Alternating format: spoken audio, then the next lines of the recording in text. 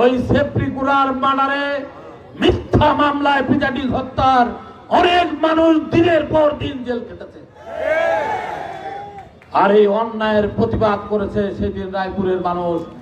এই মানুষগুলোর পাশে শাল গাছের মতো দাঁড়িয়েছিলেন যেই মানুষটি, তিনি আজকের প্রধান অতিথি আমাদের আলমগীর স্যার। কি সঠিক?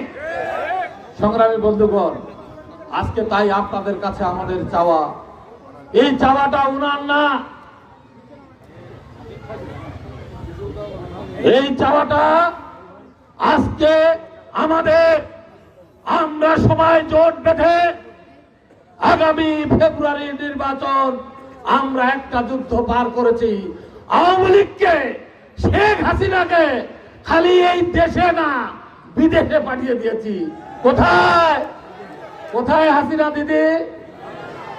খেলা